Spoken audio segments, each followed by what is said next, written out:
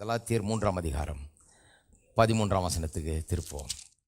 மரத்திலே தூக்கப்பட்ட எவனும் சபிக்கப்பட்டவன் என்று எழுதியிருக்கிறபடி கிறிஸ்து நமக்காக சாபமாகி நியாயப்பிரமாணத்தின் சாபத்துக்கு நம்மை நீங்களாக்கி மீட்டு கொண்டார். ஆபிரகாமுக்கு உண்டான ஆசீர்வாதம் கிறிஸ்து இயேசுவினால் புறஜாதிகளுக்கு வரும்படியாகவும் ஆவியை குறித்து சொல்லப்பட்ட வாக்குத்தத்தத்தை நாம் விசுவாசத்தினாலே பெறும்படியாகவும் இப்படி ஆயிற்று. கர்த்தரின் ஆசீர்வாதத்தை குறித்து போதித்து வருகிறேன். கர்த்தரின் ஆசீர்வாதத்தை புரிந்து கொள்வதற்கு ஆபிரகாமின் ஆசீர்வாதத்தை புரிந்து கொள்ளணும். அவனை ஒரு காட்சி பொருளாய் கர்த்தர் வைக்கிறார். வேணுன்னே அவனை தெரிந்து கொண்டு அவன் ஒன்றும் கேட்கல, இவரே போய் அவனை ஆசீர்வதித்து அவனுக்கு வாக்குத்தத்தமெல்லாம் அவனுக்கு இவரே வேணுன்னே கொடுத்து அவனை வேணுன்னே ஒரு பெரிய ஜாதியாக்கி அவனை பெரிய ஒரு அந்தஸ்துள்ளவனாக்கி பேரை பெருமைப்படுத்துவேன்னு சொல்லி அவனை உன்னை ஆசீர்வதிக்கிறவர்கள் ஆசீர்வதிப்பேன், சபிக்கிறவர்களை சபிப்பேன். உன் மூலமாக இந்த பூமியின் குடும்பங்களெல்லாம், ஒரு மொழிபெயர்ப்பு ஆங்கிலத்தில் சொல்லப்பட்டிருக்கிறது, பூமியின் வம்சங்களெல்லாம் வருது, பூமியின் குடும்பங்களெல்லாம் ஆசீர்வதிக்கப்படும். எப்படி ஆசீர்வதிக்கப்படும்? இவன் மூலமாக இயேசு வந்து பிறப்பார். இவனுடைய சந்ததியில் அந்த இயேசுவின் மூலமாக ரட்சிப்பு உண்டாகும். அந்த இயேசுவின் ரட்சிப்பை இந்த பூமியின் ஒவ்வொரு குடும்பமும் அந்த அறிவிப்பை கேட்கும். சபையில் போய் கேட்கும், டிவி ஆன் பண்ணி கேட்கும், ரேடியோ ஆன் பண்ணி கேட்கும், ஏதோ ஒரு விதத்தில் கேட்கும். பூமியின் வம்சங்களெல்லாம் இந்த நற்செய்தியை கேட்டு இந்த இயேசு கிறிஸ்துவின் மூலமாக ஆபிரகாமின் ஆசீர்வாதத்தை அடைய வேண்டும். இதுதான் கர்த்தருடைய நோக்கம். இருக்கீங்களா? இந்த நோக்கத்துக்காக தான் கர்த்தர் உண்டாக்கி இருக்கிறார். பாருங்கள், திருப்பவும் உபாகமத்துக்கு திருப்புங்க. ஒரு நல்ல ஃபெமிலியர் ஸ்கிரிப்சர், உபாகமம் 8ஆம் அதிகாரம். ஆனால் எப்போவுமே ஃபெமிலியர் ஸ்கிரிப்சர்ட்டு ஜாக்கிரதையாக இருக்கணும். ஏன்னா எடுத்த உடனே என்ன, இது எத்தனை தடவை சொல்லிட்டாரு அப்படிங்கிற ஒரு எண்ணம் நிறைய பேருக்கு. இல்லை, நான் ஃபெமிலியர் ஸ்கிரிப்சருக்கு திருப்பி போயிட்டே இருப்பேன். நல்லா தெரிஞ்ச வசனத்துக்கு திருப்பி போயிட்டு இருப்பேன். புதுசாக சில காரியங்கள் அதில் விளங்க ஆரம்பிக்கும். ஏனென்றால் ஒரு பெரிய புதையல் மாதிரி அது. வாசிக்கிறேங்க. நீங்கள் உன் தேவனாகிய கர்த்தரை நினைப்பாயாக. எத்தனை பேர் நினைக்கிறீங்க கர்த்தரை? ஆனால் இந்த விதத்தில் நினைக்கிறீங்களா? பாருங்கள், நினைப்பாயாக. அவரே உன் பிதாக்களுக்கு ஆணையிட்டு கொடுத்த தம்முடைய உடன்படிக்கையை உறுதிப்படுத்தும்படி இந்நாளில் உனக்கு உண்டாயிருக்கிறது போல ஐஸ்வர்யத்தை சம்பாதிக்கிறதுக்கான பலனை உனக்கு கொடுக்கிறவர். எல்லாரும் சொல்லுங்க, ஐஸ்வர்யத்தை சம்பாதிக்கிறதுக்கான பலனை உனக்கு கொடுக்கிறவர். ஐஸ்வர்யத்தை கொடுக்கிறவர் இல்லை, ஐஸ்வர்யத்தை சம்பாதிக்கிறதுக்கான பலனை கொடுக்கிறவர். அதை பற்றி கொஞ்சம் சொல்ல போகிறேன். ஏன்னா ஐஸ்வர்யத்தை சம்பாதிக்கிறதுக்கு பலனை கொடுக்கறது பல விதத்தில் பலனை கொடுக்குறார். பல விதத்தில் ஐஸ்வர்யத்தை கொண்டாடுறார். பலனை கொடுக்கிறவர் அவர். ஆனால் எதுக்காக கொடுக்குறாருன்றது இந்த வசனத்திலே இருக்குது. உன் பிதாக்களுக்கு ஆணையிட்டு கொடுத்த தம்முடைய உடன்படிக்கையை நிறைவேற்றும்படியாக ஐஸ்வர்யத்தை சம்பாதிக்க பலனை கொடுக்கிறவர். அப்போ ஒரு நோக்கத்தோடு கொடுக்குறாரு. என்ன நோக்கம்? நீங்கள் சாப்பிட்றதுக்காக, சும்மா சட்டை வாங்கிக்கிறதுக்காக, உங்கள் வீடு வாங்கிறதுக்காக மட்டும் இல்லை. என்ன நோக்கம்? பிதாக்களுக்கு ஆணையிட்டு கொடுத்த அந்த உடன்படிக்கையை உறுதிப்படுத்தும்படி. என்ன ஆணையிட்டு கொடுத்த உடன்படி? எதை ஆணையிட்டு கொடுத்தார்? எதை சத்தியம் பண்ணி கொடுத்தார்? செய்வேன்னு. அதை ஆசீர்வதிப்பேன், பெரிய ஜாதியாக்குவேன், பேரை பெருமைப்படுத்துவேன், உன்னை ஆசீர்வதிக்கிறவர்கள் ஆசீர்வதித்து சபிக்கிறவர்களை சபிப்பேன், உன் மூலமாய் பூமியின் குடும்பங்கள் எல்லாம் ஆசீர்வதிக்கப்படும். எப்படி ஆசீர்வதிக்கப்படும்? உன் மூலமாய்னா உனக்கு மூலமாக பிறக்க போகிற இயேசுவின் மூலமாய் பூமியின் குடும்பங்கள் எல்லாம் ஆசீர்வதிக்கப்படும். இதுதான் உடன்படிக்கை. இதைத்தான் சொல்லி கொடுத்தாரு. இதுதான் அவன்கிட்ட சொன்னார், சத்தியமாக அதை செய்வேன், நான் நிச்சயமாக செய்வேன், இதை ஆணையிட்டு கொடுக்குறேன். ஆணையிடுறதுக்கு இவரை விட பெரிய யாரும் இல்லாதனால தன் மீதே அவர் ஆணையிட்டு கொடுக்கிறார். ஒரு உடன்படிக்கை ஏற்படுத்துகிறார். இதை நான் நிச்சயமாக செய்வேன்னு சொல்லி, நிச்சயமாக செய்வேன்னு சொல்லிட்டு அதன் நிமித்தமாக தான் அவனை பணக்காரனாக்குனார். ஹலோ, ஏன்னா இவன் மூலமாக இவன் பஞ்சத்தில் அடிபட்டு சாகக்கூடாது, இவன் அழிஞ்சு போயிடக்கூடாது, இவன் வம்சம் கஷ்டப்படக்கூடாது. ஏன்னா இந்த வம்சத்தின் மூலமாக தான் இயேசு வரணும், இயேசுவின் மூலமாக ரட்சிப்பு வரணும். அந்த ரட்சிப்பின் மூலமாக உலகம் முழுவதும் எல்லா வம்சத்துக்கும் ரட்சிப்பு உண்டாக வேண்டும். அப்போ இவன் நல்லா இருக்கிறது அவசியம். நான் சொல்கிறேன், நம்ம நல்லா இருக்கிறது ஏன் அவசியம்னா, நம்ம மூலமாக தான் இன்றைக்கு சுவிசேஷம் இந்த பூமியில் பரவ வேண்டும். நம்மளே பஞ்சத்தில் இருந்தால் அப்புறம் எப்படி சுவிசேஷம் பரவும் ஊரில்? ஹலோ, அப்போ ஒரு தெய்வீக நோக்கத்தோடு பேசிகிட்டு இருக்கு. இதை யாரும் சீப்பாக பேசுறதுக்கு அனுமதிக்காதீங்க. நான் என்கிட்ட வந்தால் விடுறதில்லை. நான் இதை அப்படி இப்படின்னு தாறுமாற பேசுகிறாள் விடாதீங்க. ஒரு பெரிய தெய்வீக நோக்கத்தோடு பேசிக்கிறேன். நம்ம சாப்பிட்றத பற்றி, ஏதோ நமக்கு இருக்கிறத பற்றி பேசலை. நான் சொல்லுகிறேன், கர்த்தருடைய நோக்கத்தை இந்த பூமியத்திலே நிறைவேற்றக்கூடியவர்களாக மாற முடியும். அதனால தான் 3 காரணம் கொடுத்தேன். அதுக்கப்புறம் 4வது ஒரு காரணம் கொடுத்தேன், எதுக்கு ஐஸ்வர்யவானாக இருக்கணும்னு. எந்த எய்டும் சப்போர்ட் இல்லாமல் வாழணும். 2வது, எல்லாவது நற்கிரிகளும் செய்யக்கூடியவர்களாக இருக்கணும். குடும்பத்துக்கு, ஊழியத்துக்கு, எதுக்கு வேணாலும் என்ன செய்யணும்னு நினைக்க. ஒரு கோயில் கட்டி தரணுமா? கட்டி தந்துடுறேன். நான் இடம் வாங்கி தரேன், நான் வாங்கி தந்துடுறேன் அப்படிங்கிற அளவுக்கு இருக்கணும். ஹலோ, பிள்ளைக்கு சட்டை வேணுமா? வாங்கி தந்துடுறேன் அப்படின்னு இருக்கணும். இல்லை, அது மாதிரி தான் எல்லா நற்கிரியங்களையும் செய்ய முடியாது. 3வது, எல்லா சேரிட்டபிள் டொனேஷன்ஸ், தர்ம காரியங்களை செய்யும்படியாக இந்த மூணுத்தையும் செய்யக்கூடியவர்களாக இருக்கணும். அதனால தான் எனக்கு இந்த மாதிரி கிறிஸ்தவங்களை பிடிக்காது. என் மனைவிக்கும் என் 2 பிள்ளைகளுக்கும் வேண்டிய அளவுக்கு கர்த்தர் கொடுத்துருக்கிறார், கர்த்தருக்கு ஸ்தோத்திரம், இதுவே போதும். நல்ல கிறிஸ்தவனே கிடையாது அந்த கிறிஸ்தவன். நான் சொல்கிறேன், இன்றைக்கி நல்லவனே கிடையாது அப்படிப்பட்ட ஒரு ஆள். ஏன்னு சொன்னால் புரிஞ்சிக்கலன்னு அர்த்தம். கடவுளுடைய நோக்கத்தை பற்றி ஒன்றுமே கிடையாது. சுவிசேஷம் அறிவிக்கப்படணும்னு ஒன்றும் கிடையாது. சிலுவை மரணத்தை, உயிர்த்தெழுதலை பற்றி யோசித்து பார்க்குறதே கிடையாது. இந்த உலகம் முழுக்க அதை கேட்கணுமேன்றதை எண்ணி பார்க்கறது கிடையாது.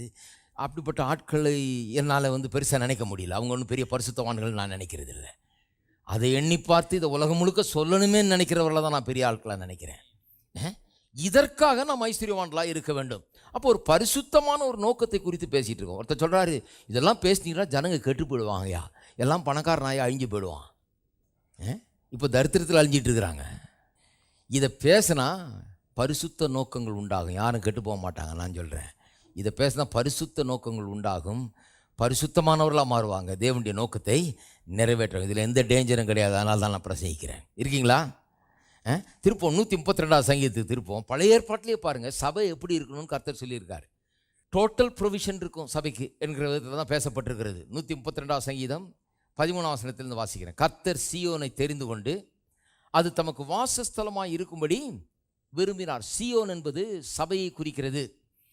பழைய ஏற்பாட்டில் அது வேறு விதத்தில் சொல்லப்பட்டிருக்கலாம். ஆனால் அதனுடைய நிறைவேறுதல், அதனுடைய உண்மையான நிறைவேறுதல் புதிய ஏற்பாட்டு சபையில் இருக்கிறது.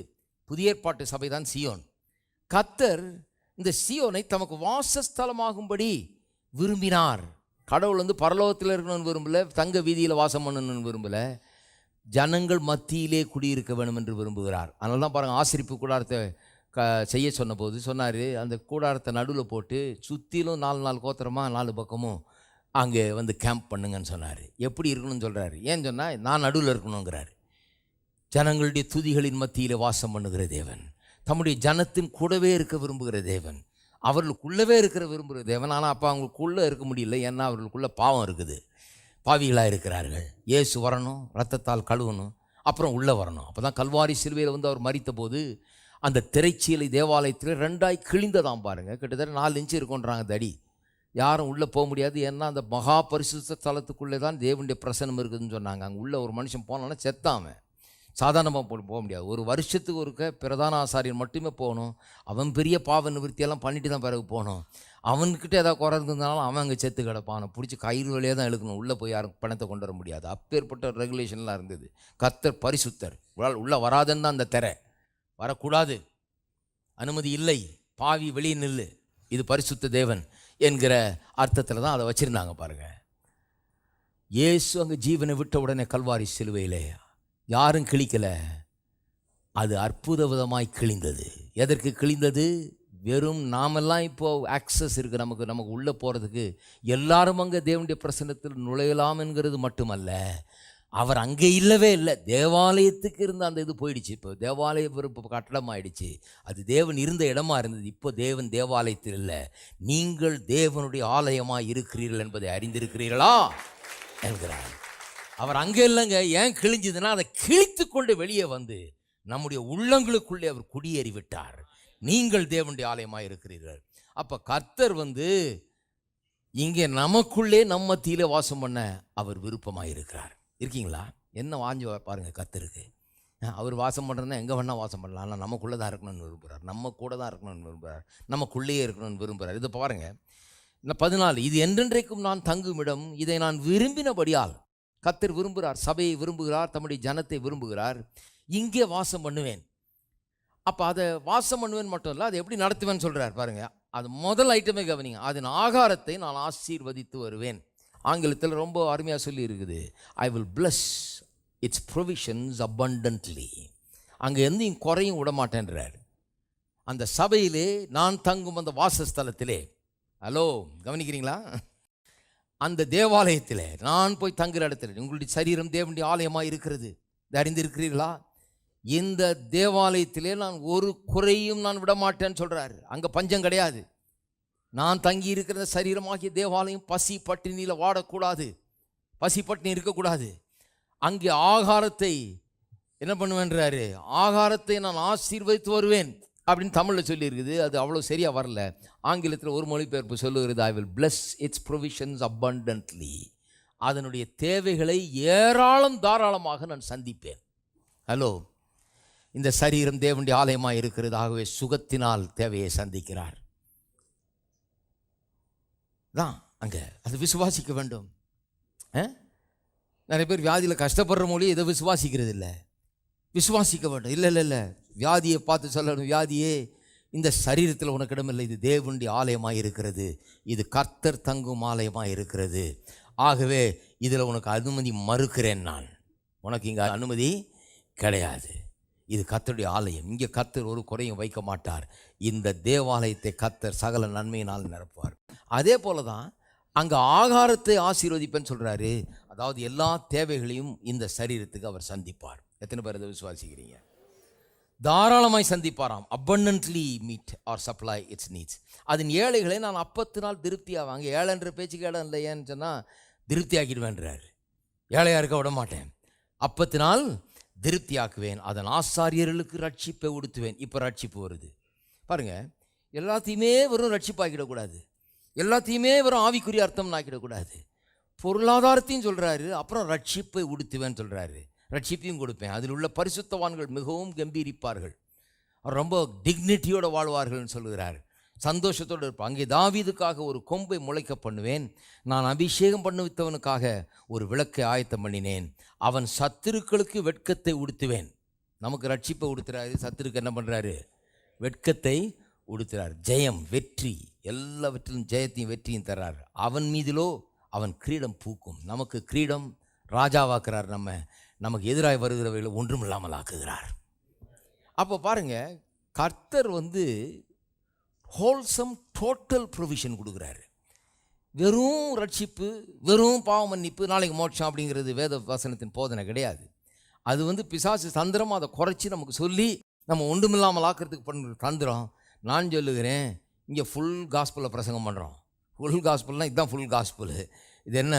இது எல்லாம் இருக்குது, எல்லாம் உங்கள் வாழ்க்கைக்கு தேவையான எல்லாம் இதிலே அடங்கி இருக்கிறது என்று வேதவசனம் சொல்லுது. இன்னொரு வசனத்தை எடுப்போம். 87வது சங்கீதம் 87வது சங்கீதம் 2ஆம் வசனத்தை பாருங்கள். கர்த்தர் யாக்கோபின் வாசஸ்தலங்கள் எல்லாவற்றை பார்க்கலும் சீயோனின் வாசல்களில் பிரியமாக இருக்கிறார். கர்த்தர் உங்கள் மேலே பிரியமாக இருக்கிறாராம், சபையின் மேலே பிரியமாக இருக்கிறார், தம்முடைய ஜனத்தின் மேலே பிரியமாக இருக்கிறார். நான் தான் போன வாரம் சொன்னேன் இல்லையா, எத்தனையோ பேர் தங்கள் பாவங்கள், தங்கள் குறைகள், தங்களுடைய தவறுகள் இவைகளையே எண்ணி வருந்தி கொண்டு கர்த்தரை ஆசீர்வதிப்பாரா? எனக்கு ஒரு ஆசீர்வாதம் வருமா? குறிப்பாக பாருங்கள், இந்த டிவோர்ஸ் ஆனவங்க, இந்த மாதிரி திருமண வாழ்க்கையில் பெரிய ஒரு பிளண்டர் ஆகிப்போச்சு, இப்போ ஒரு பெரிய ஒரு தவறு நடந்து விட்டது, ஏதோ தெரிந்தோ தெரியாமலோ எப்படியோ நடந்திருக்கு அதையே நினச்சி வருந்தி கொண்டு இது மற்ற கிறிஸ்தவங்களாம் சேர்ந்து என்ன சொல்கிறது? ஒன்றை கர்த்தரை ஆசீர்வதிக்க முடியாது, அவ்வளோதான் போச்சு. என்னைக்கு நீ அப்படி ஆனியோ அதோட ஒழிஞ்ச நீ போ. இது என்னமோ ஒரு ஸ்பெஷல் கேட்டகரி ஆஃப் சின் மாதிரி அதை வச்சு அந்த ஆளை போட்டு மண்டையிலே அடிக்கிறது திருப்பி. அது ஒன்றை இன்னும் கர்த்தரை ஒன்றை உபயோகப்படுத்த முடியாது, எதுக்கும் பிரயோஜனம் இல்லை, அதோடு போச்சும் வாழ்க்கை ஒழிஞ்சுதுன்றாங்க. நான் சொல்லுகிறேன், கிடையாது. கர்த்தர் உங்கள் மேல் பிரியமாக இருக்கிறார். நீ என்ன நடந்திருந்தா என்ன, பின்னானவைகளை மறந்து முன்னானவைகளை நாடுங்கள். கர்த்தர் பெரியவருங்க. உங்கள் பாவத்தை காட்டிலும் அவர் பெரியவர், உங்கள் குறைகளை காட்டிலும் பெரியவர், உங்களுடைய பழைய எல்லா தவறுகளை காட்டிலும் அவர் பெரியவர். அவர் மன்னித்து மறக்கிறவர். கர்த்தருக்கு இதெல்லாம் ஒன்று பெரிதல்ல. உங்களை மறுபடியும் எடுத்து தம்முடைய கரத்தில் எடுத்து உங்களை உருவாக்கக்கூட வல்லவராய் நல்லவராய் அவர் இருக்கிறார். அவரை நம்புங்கள். இங்கே வந்தீங்கன்னா ஒரு நாள் உங்களை நான் கண்டனம் செய்வதில்லை. நான் இயேசு சொன்ன வார்த்தையை உங்களுக்கு சொல்லுகிறேன், நீ போ, இனி பாவம் செய்யாதே, நானும் உன்னை ஆக்கினைக்குள்ளாக தீர்ப்பதில்லை. அதுதான் என்னுடைய பதில். அவரே உங்களை ஏற்றுக்கொண்டார். நான் எதுக்கு உங்களை குற்றம் சொல்லணும்? வாருங்கள், நல்லா உட்காந்து கேளுங்க. இங்கே நீங்களும் எல்லாரை போல தேவனுடைய பிள்ளைகள். உங்கள் குற்றத்தையே யோசிச்சுட்டு இருக்காதீங்க. கர்த்தர் உங்கள் மேல் பிரியமாக இருக்கிறார். அதை யோசித்து பாருங்கள். நல்லா கவனிங்க. தேவனுடைய நகரமே, பாட்டு பாடுறோம் இல்லையா, we are a city not forsaken பாடுறோம். பலமுள்ள நகரம் நாம் என்று சொல்லி நம்மை ஒரு நகரமாக வேதவசனம் வர்ணிக்கிறது. தேவனுடைய நகரமே, அப்போ தேவனுடைய ஜனத்தை பார்த்து சொல்கிறார், தேவனுடைய நகரமே உன்னை குறித்து மகிமையான விசேஷங்கள் வசனிக்கப்படும். எல்லாரும் சொல்லிட்டு இருக்காங்க, நாளுக்கு தூசி கந்த குப்பை ஒன்றும் இல்லைன்னு. ஆனால் வேதம் சொல்லுது, கர்த்தர் சொல்கிறார், உன்னை குறித்து அருமையான மகிமையான விசேஷங்கள் வசனிக்கப்படும். என்னை அறிந்தவர்களுக்குள்ளே ராகாபையும் பாபிலோனையும் குறித்து பேசுவேன். இதோ பெலிஸ்தியர்களும் தீரியர்களும் எத்தியோப்பியர்களும் கூட இன்னான் அங்கே பிறந்தான் என்றும் சீயோனை குறித்து இன்னான் அதிலே பிறந்தான் என்றும் சொல்லப்படும். உன்னதமானவர் தாமே அதை ஸ்திரப்படுத்துவார். சீயோனை குறித்து ரொம்ப பெருமையாக சொல்லுவாங்களாம். இன்னெல்லாம் அங்கே பிறந்தாள், இதெல்லாம் அந்த ஊருக்காரரு, இவங்கெல்லாம் அவங்க அங்கே பிறந்த ஆள் அப்படின்னு பெருமையாய் சொல்லுவார்கள் என்று சொல்லப்பட்டிருக்கு. கர்த்தர் ஜனங்களை பேரெழுதும் போது இன்னானதிலே பிறந்தான் என்று அவர்களை தொகையிடுவார். எங்கள் ஊற்றுக்களெல்லாம் உன்னில் இருக்கிறது என்று பாடுவோரும் ஆடுவோரும் ஏகமாய் சொல்லுவார்கள். எங்கள் ஊற்றுக்கள்லாம் அங்கே இருக்குதுங்க, எங்கள் ஆசீர்வாதம்லாம் உங்கள்கிட்ட இருக்குது, அங்கேருந்து தான் வருது, உங்களால் தான் நாங்கள் ஆசீர்வதிக்கப்படணும் எல்லாம் பாடுவாங்களாம். அப்படிப்பட்ட ஜனமாக தேவனுடைய ஜனம் இருக்க வேணும். அவ்வளோ கர்த்தர் நம்மை விரும்புகிறார், நம்மை ஆசீர்வதிக்க அவர் விரும்புகிறார். அதை நம்புங்க, விசுவாசிங்க. கர்த்தர் உங்களை ஆசீர்வதிக்க விரும்புகிறார் என்பதில் சந்தேகமே வேண்டாம். அப்போ பாருங்கள், ஐஸ்வர்யத்தை சம்பாதிக்க பலனை ஏன் தர்றாருன்னு யோசித்து பார்க்க வேணும். ஒரு பெரிய நோக்கத்தை வைத்துக்கொண்டு அவர் அதெல்லாம் செய்கிறார். ஏன்னா உங்களை ஒரு பெரிய எடுத்துக்காட்டாக வைக்க விரும்புகிறார். உங்களை வச்சு மற்றவங்களெல்லாம் அட்ராக்ட் பண்ண விரும்புகிறார். உங்களை வச்சு இந்த உலகம் முழுக்க தம்முடைய குமாரனுடைய சுவிசேஷத்தை பரப்ப விரும்புகிறார், நற்செய்தியை பரப்ப விரும்புகிறார். ஒரு பெரிய நோக்கம் இருக்குது. இதுக்கு தான் பணம், இதுக்கு தான் ஐஸ்வர்யம், இதெல்லாம்